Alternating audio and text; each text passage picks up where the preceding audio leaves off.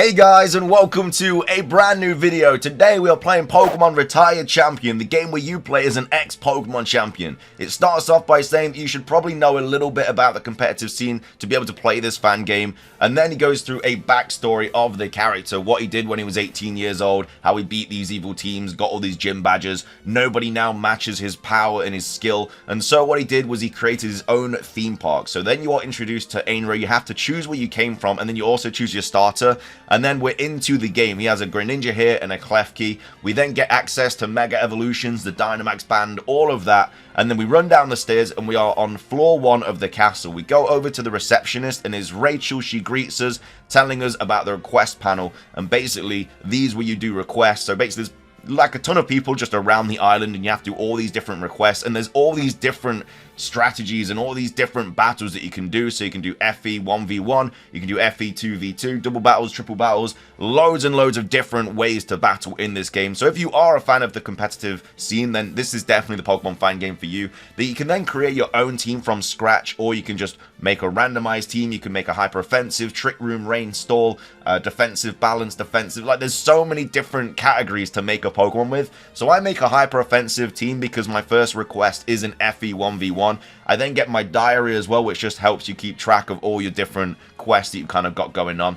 After that, I run up and just explore a little bit of the castle. You can see the little autosave option in the top left, and we are now in the castle gardens. So then I run down and find this Diggersby, and I can actually like bring these Pokemon with me, which I don't know why, because you can just create anything anyway.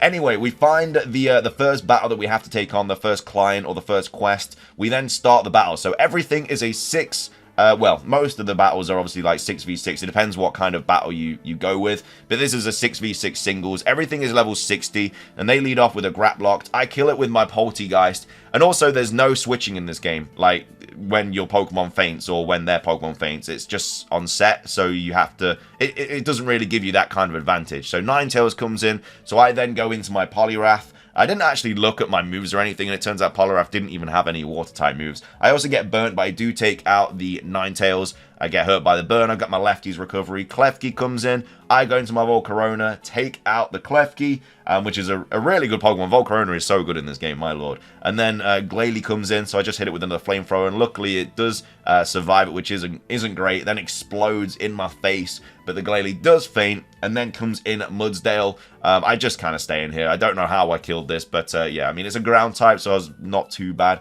And then Scrafty comes in as well. I do have Bug Buzz, but I do die. But I just go for an easy little air slash. And we do take out the first trainer. And again, like there's nothing that kind of benefits you in this game. Like every single battle is like really, really difficult. Anyway, after that, I decide to explore a little bit. We go into Forest Area A. There's like, I think about 8 or so different areas in this game. And it actually has a storyline as well. It's not just like a battle simulator. There are different storylines and chapters. We're just currently on the introduction at the moment. There's nothing to do in town right now. So that's obviously something that unlocks later on. You can talk to all these different people. You can find all these different Pokemon just randomly in the wild. There are wild battles for whatever reason. I then go into the receptionist and go into my next client thing, and it's now in Forest B. It's another 1v1. And again, you can choose all your different clients and all your different quests and stuff. We then rock up to Forest B and take on the next client, who again, no benefit like at all. There's nothing in your favor. I don't think you can use items or anything. It is literally just held items. Anyway, they lead off with a Drifblim. We lead off with the Volcarona. Obviously, I have no idea what they're going to lead off with as well. So it is literally just an actual battle every single time. Anyway, I go into Glalie, take that out. Bastiodon comes in. I do have Hidden Power Fighting, so I just go for that. Do take out the Bastiodon. Very happy that I did have Hidden Power Fighting, because I didn't really have anything for this Pokemon, apart from my Poliwrath. Anyway, they then send in the Mandibuzz, which I'm absolutely fine with, so I decide to Ice Beam and also Dynamax at the same time. Hit it with that big old max hailstorm, try and do the most possible damage that I can do to this Glalie. It doesn't actually kill though, which is a bit unfortunate. The Mandibuzz then goes for the U-turn, switches out into a Gastrodon. I then go into Volcarona, Bug Buzz it, because I don't have any grass type moves unfortunately on my team. We get buffed by the Sandstorm, and then Mandibuzz comes back in, no problem at all. I just go for a Flamethrower, take out the Mandibuzz, and then after that, the trainer brings in a Dustox. No problem for your boy Volcarona. Just one-shots it with another Flamethrower. Like I say, Volcarona is a little bit of a cheat card in this game. Like, all these trainers just not very good against Volcarona, and then Wormadam comes in, my least favorite Pokemon, so I enjoyed that flamethrower on the Wormadam. But we then win our second battle. I then have to run back to the receptionist and carry on with the story. So now Rachel is actually in the front of the desk, she's not behind it. And now there's a new mechanic that I need to learn called assistance. So this obviously isn't in Pokemon games, I don't believe anyway. I don't remember ever playing this. I think this is new to this kind of Pokemon fan game. And then we go over here, Foxy greets us, and the stadium's reserved, and she talks to us about the Soul Link. Now, the only Soul Link I know is the bloody randomizer version of it, or the playthrough version of it. But this is an actual new feature in this fan game, which is really, really cool. Anyway, I lead with a white Ninetales. I don't even know where that came from, but yeah, you basically just get given a random team, and she leads with this like yellow tinted Nidoqueen. Then she withdraws the Nidoqueen. She then goes into Samurott. And then after that, she says, now what do? You need to toggle the assistance before choosing the move of your current Pokemon. So I'm basically explaining the tutorial to her, but in the same sense, like you're also learning about it. So I have to switch into a Pokemon now to kind of take this assistance move or something. So I go into Leafeon, I do believe, just because there's a Samurott opposite me. So hopefully I can take whatever this wants to throw at me. So the Samurott calls for assistance. In comes Ampharos, and then Ampharos uses HP Ground. It's not very effective. And then this Samurott comes back in and then hits me with a Waterfall, which is also not very effective. So basically this assistance thing gets you to hit twice, but you can only use it once every 3 turns. So it's literally another mechanic. So you got Dynamax, Mega Evolution, Z-moves, and also assistance in this game. So really, really cool kind of mechanic to have in this game. And then it says Chapter 1, the White Butterfree. So now we're actually in the storyline of the Pokemon game. And this woman comes over here and she basically wants us to battle her son and kind of teach him a lesson and just show him that like he's not ready to go out on his own Pokemon journey. And so I have to find him in Forest B or Forest A. I then go and try and make another team. I've got my son assistance team tutorial, but it's time to build another team. I just do a randomly generated one just to see like what other kind of Pokemon I can get, because there's loads of different mechanics in this game. Like there's also these different forms of Pokemon as well. Like Gengar is like got like a green tint or something. It has like a forest form. Makes no sense. I have no idea. Anyway, we're going to Forest B and we see this white Butterfree. Obviously, it's not shiny because shiny Butterfree isn't white. And then I find Aurelian, or however you pronounce his name. I'm his hero, which is very nice of him to say. And then he's basically just telling me how like he's so impressed how I managed to take out all these evil teams like Team Magma, Team Galactic, Team Plasma. And then we get to battle. And this was actually quite a tough battle as well. Say this guy's just like some random 10-year-old trainer. He's got a pretty good team. He'll be destroying those gyms, let me tell you that. So he leads with Colossal. I lead with my Garchomp. I actually get quite lucky with that lead. But he then switches into a Crobat as I go for an Earthquake. Obviously is unaffected. So I then go into my Electros. I survive on 4 HP, get the Rock Slide off, and then obviously die to Poison. So after that, obviously, I have no idea what's coming in, so I just go back into my Garchomp because it's fast, it hits hard, it's a pretty good Pokemon. They send out this Dunsparce, but Dunsparce has the Forest coat, so I don't know what that means. I don't know if it means that it's then become like a Bug type or what. But anyway, I take it out with my Gengar. Then comes in Drakazol. I Sludge Wave it. He then destroys my Gengar. I come in with my Golurk, hit him with the high horsepower. And then he comes in with the Wigglytuff, which, like, what is that? I don't know what this Wigglytuff is. It's just blue or turquoise or whatever. Anyway, it's dead. Colossal then comes in. I hit it with another high horsepower. Golurk just sweeping up shop right now. And then sends in a Dridagon. No problem at all. I have the Ice Punch. I do that. I unfortunately die. But then Spiritomb comes in. And I defeat it with my Spiritomb. So that's the third battle. We've defeated Aurelian. And I've got my reputation up in front of this kid. He's happy about it. He's happy that I'm his hero. And then one day we're going to fight again, apparently. So it's time to explore a little bit of this area. Trying to find that white Butterfree. I couldn't find it, though, unfortunately. So I run back to the receptionist. Inra's just basically telling this receptionist, like, what the battle was like and all that stuff. And now it's time to do some more quests, some more clients. The next client is at the beach. So I need to get out of here, go to the beach, see who I'm battling. And this time I'm battling this witch client or whatever. I think this was a really, really close battle as well. I think I nearly lost this, actually.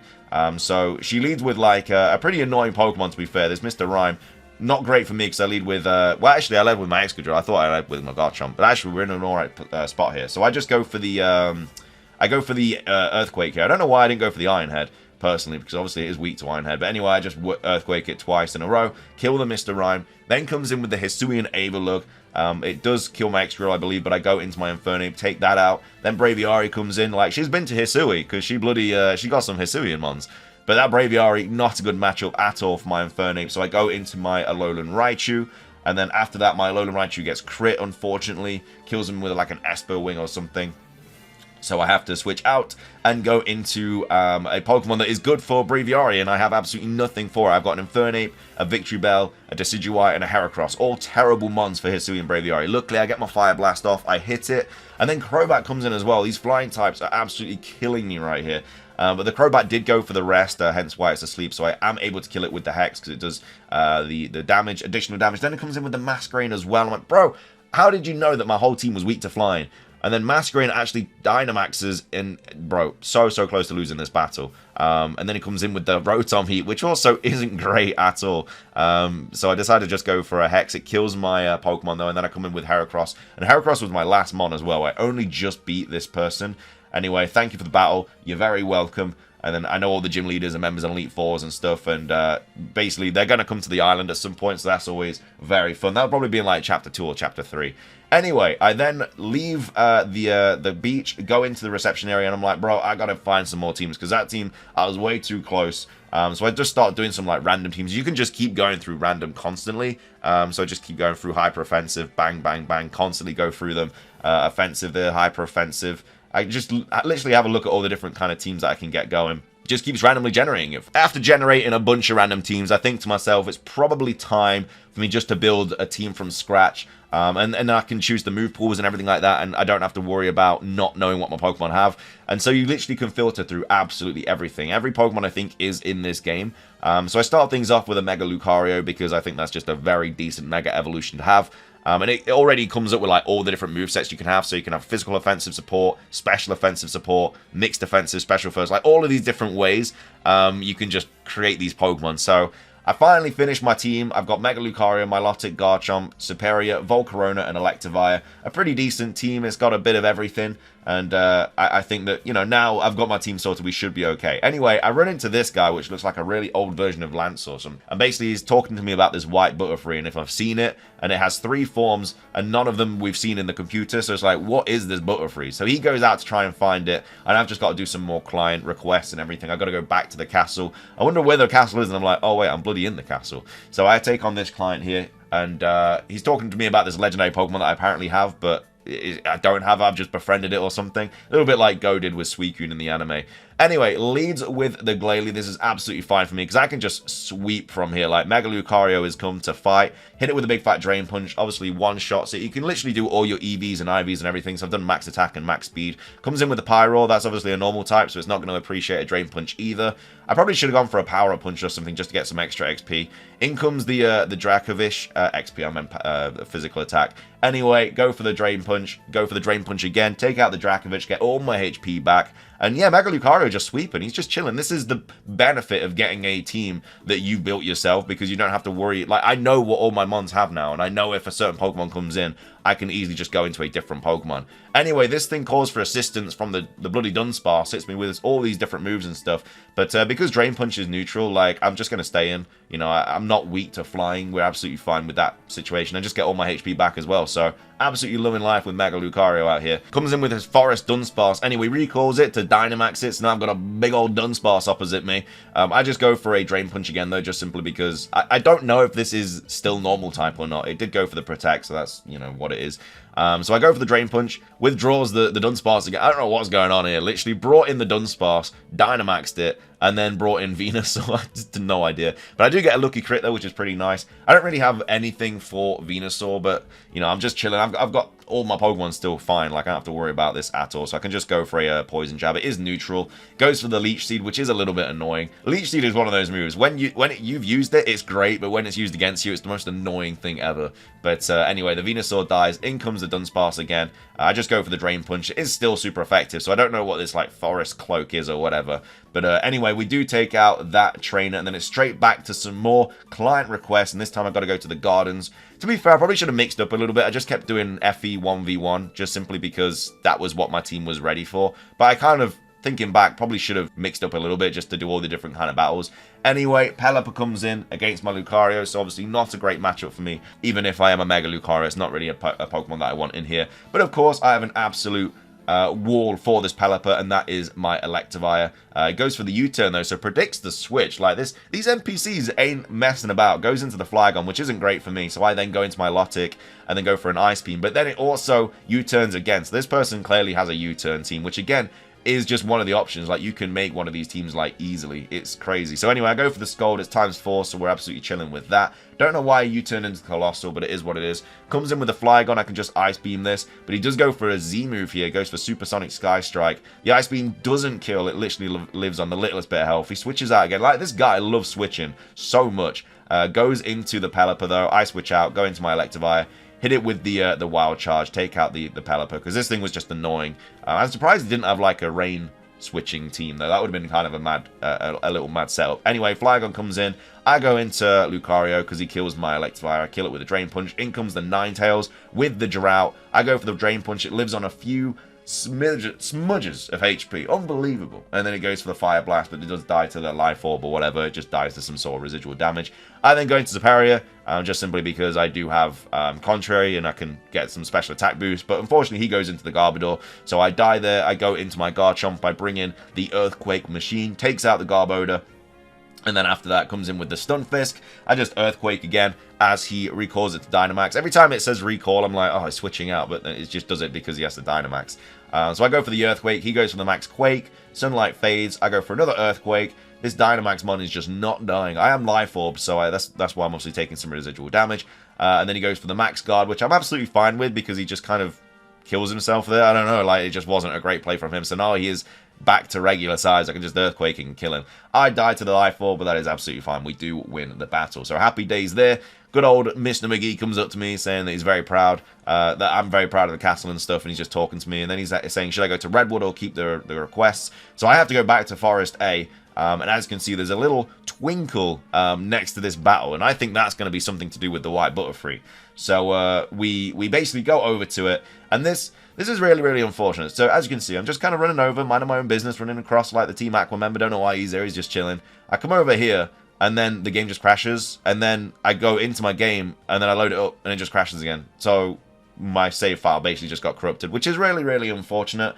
It's a really cool game if you do like competitive Pokemon. I definitely advise you to play it. Just save regularly and make a bunch of save files, because otherwise it will just get corrupted. I don't know how often this happens, but it was a bit unfortunate. Anyway, if you enjoyed, drop a like, leave a comment, subscribe if you're brand new. Until next time, peace.